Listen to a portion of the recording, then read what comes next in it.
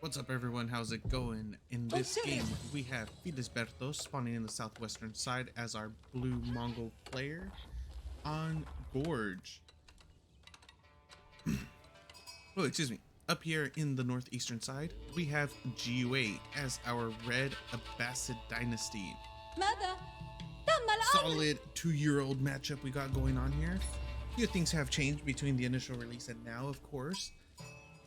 But I figured we'd have a little bit of a old school, finally, non-new expansion. Nothing new, nothing refreshing.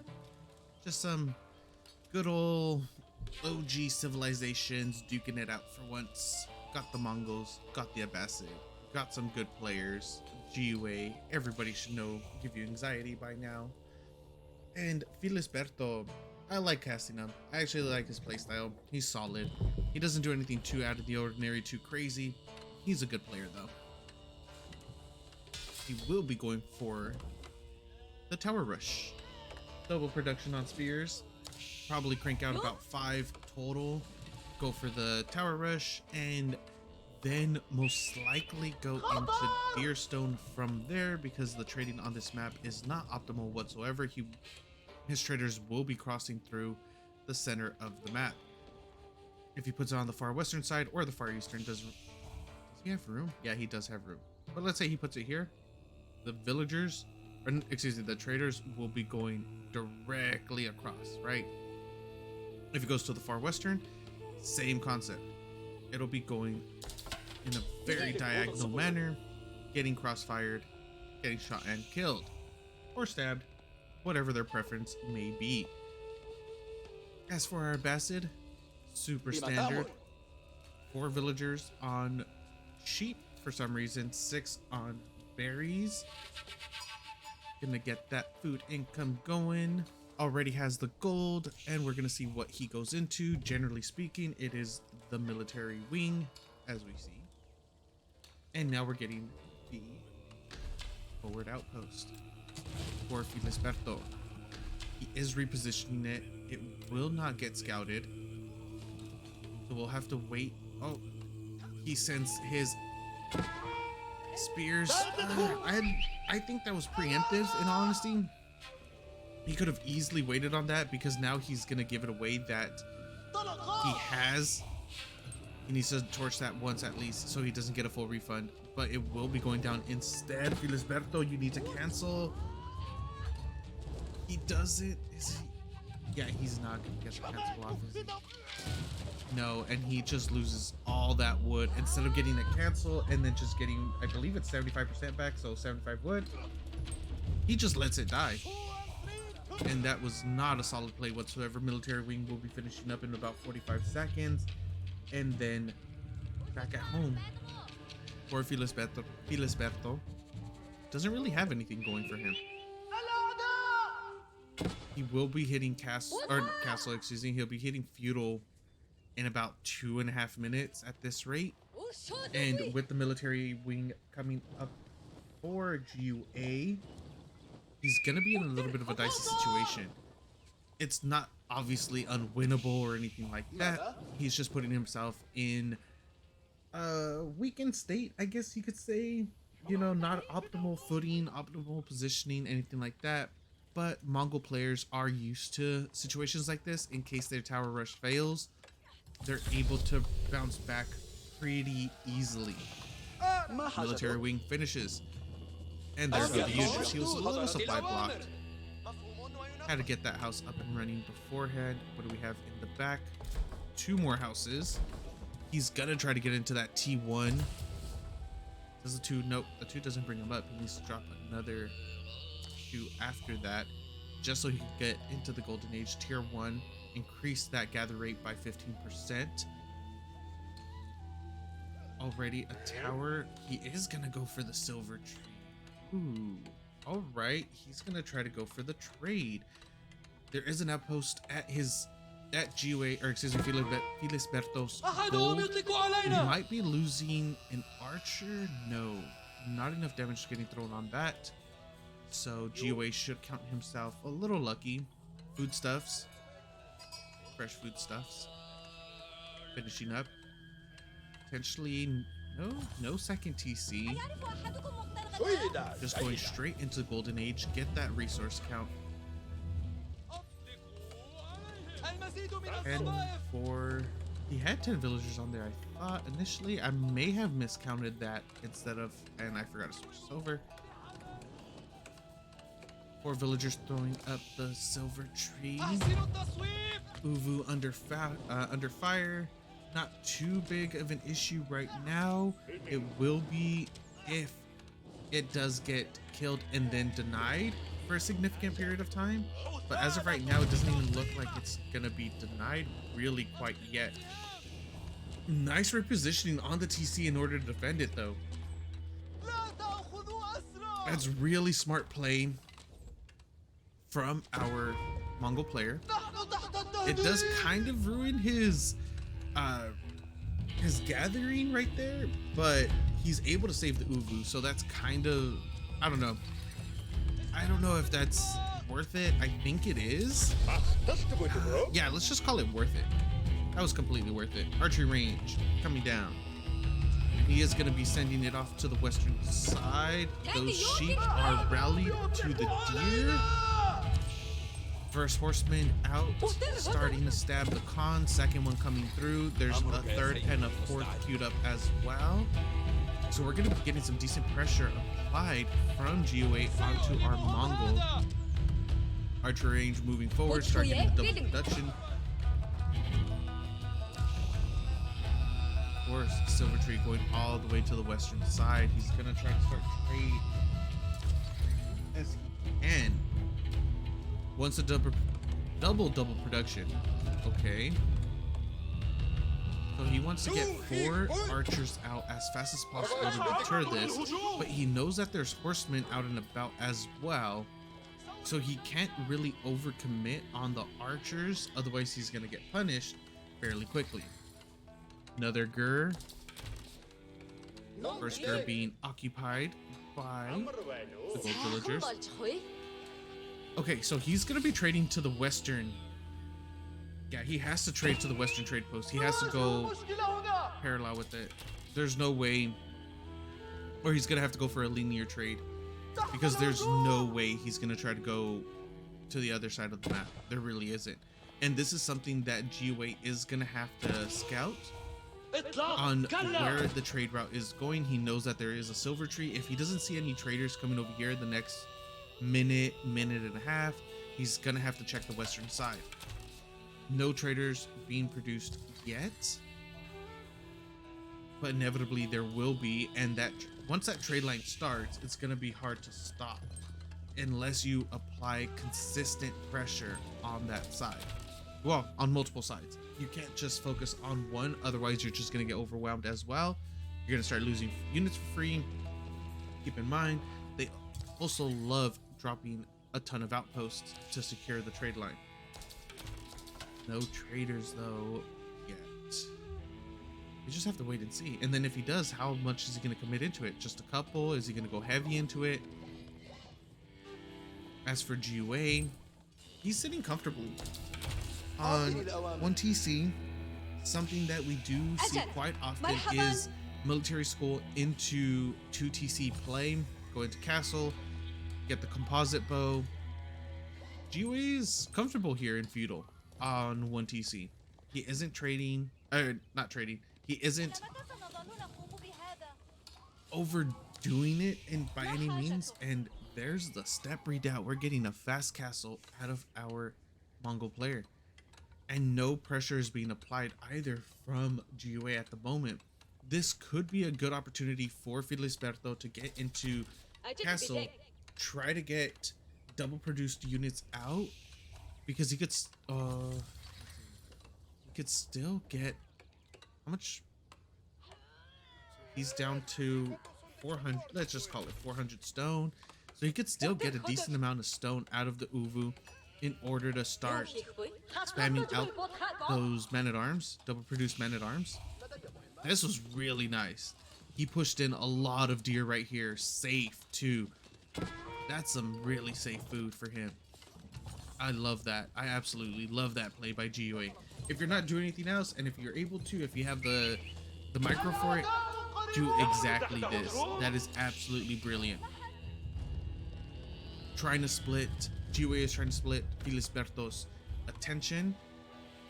We have a wraparound coming over here on the northwestern side. It's going to be doing a full wrap all the way towards west, heading south, and then it'll eventually come in to the wood line. Horsemen over here on the eastern side attempting to do the same thing, just poke and prod. Castle Age did click up, and it was the Stepper Doubt instead of the Kurotai. We're going to be seeing double produced man-at-arms. Not non-stop, of course, because he doesn't have the stone for that. But he is going to be getting quite a few of them out right away. A total of 4. Try to push out, and then from there, he's just going to drop probably another one or two barracks in order to apply more pressure. There's another. Oh no, he's going to be going into archer range. That's a little surprising. Movement speed arrow coming through. GiveUA going into the culture wing. A few villagers might be going down right here. Not enough man-at-arms though for our Mongol player yet. It hasn't hit that crucial amount, but that's a lot of damage coming down in the back. A lot of idle villagers. Only 2 have died so far. Another few will be going down as well. There's a single spear here in order to defend, and there's only enough room for 15 villagers at the moment. 3 have went down. 1 has went down on the other side for GiveUA. Culture wing 50 seconds away. That didn't go too bad. That really didn't go too bad for Filisberto. Yes, he did have a decent amount of idle time, but realistically, he only lost 4. Well, he only lost 4 villagers. So realistically, it wasn't too bad, considering there was a total of 8 horsemen there. 1 horseman for 2 villagers. Not really that bad. That went really well for him. But there is a ram on the field on his side of the base. The outpost is going to be going down. A few more villagers might be getting killed as well. 2 more go down. 3rd one potentially going down as well.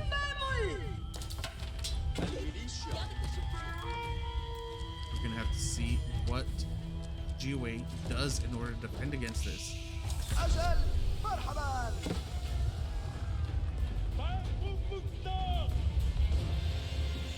Castle Age does go through.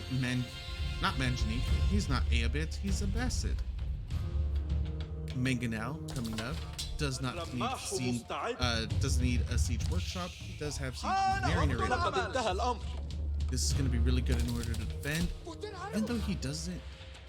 Even though our Mongol player doesn't really have much range, it's still a good amount of damage that will be dealt to the entirety of this army, depending on how well those mango shots hit. 13 villagers on the eastern side. 1 man-at-arms gonna go scout around over there. Mangonel moving forward. Really does want to try to get a good shot in. Won't be able to. Filisberto does back off. I don't think he has siege engineering up either yet. All those villagers do get pulled off. No traders yet either. So that landmark has been pretty much useless. What are we going to be doing, Mr. Filisberto? He was in a decent position. First Springald is out. He needs to make a second one though, just so he could get rid of the mangonels as quickly as possible. Just one shot them right off the rip. Preservation of knowledge. About halfway done. Right after that finishes, we should be seeing quite a few upgrades coming through as well, since it does reduce the cost of upgrades. What are you going to do? The defense for our Abbasid could be very clean as well, since he does have the double mangonel. He will be able to, if they get a single shot off, depending on how well those shots are, could be completely game changing. If they whiff and the Springald from Filisberto is able to counter, but now there is a Springald on both sides. So this is really in GiveUA's favor. Movement speed does go off in order to... Oh, first shot from Filisberto's Springald does connect before GiveUA's does. And now the Springald for GiveUA does get pulled back. He needs to grab a couple villagers in order to start preparing that. The Springald did get another shot off. Wait, what happened to the Springald? The Springald got dove on? What killed it though? Just a handful of horsemen?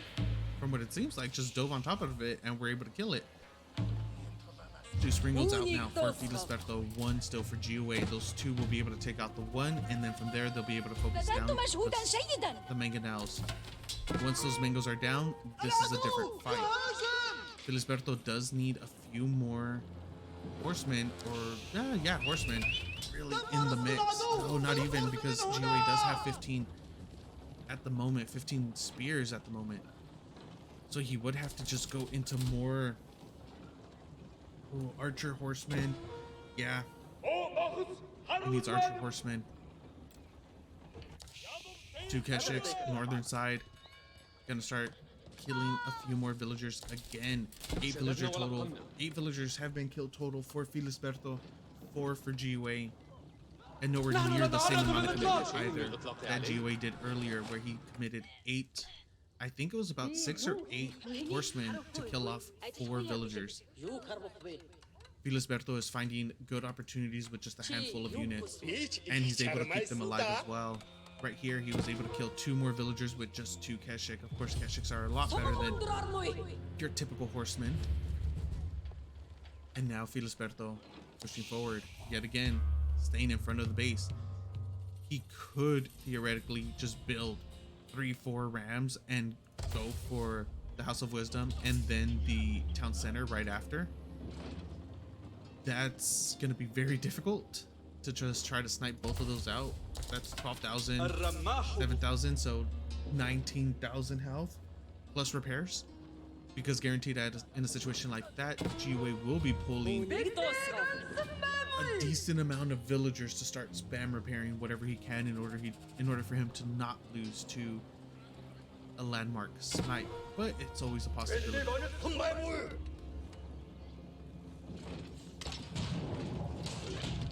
One moment.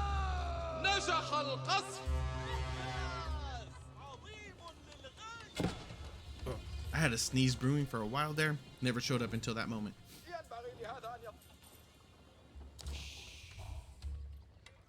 Field Trebuchet coming up. Start laying that siege down. Solid play. Not much. Not really. Both of them are hovering at about the same supply. 50 for Filisberto, 10 archers, 10 spears, or 20 archers, 10 spears, 8 man-at-arms, 7 crossbows, 4 Springolds. What's going on up here? Oh, it's still the 2 men-at-arms, 6 Keshiks. He is going to start moving out on the map, grabbing a few relics. He already has 1 relic so far. It will be heading home pretty soon. 1 trebuchet laying siege to the House of Wisdom.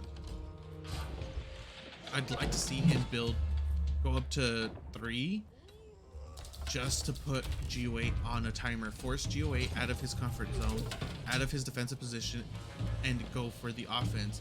Of course, that is a double-edged sword since you are putting so much. Okay, there we go. Yep, he is going to be going up to 3 and start putting him on a timer. That's exactly what you want to do. The 2 men-at-arms in the back getting picked off by spears, but before they do, get a decent amount of damage in.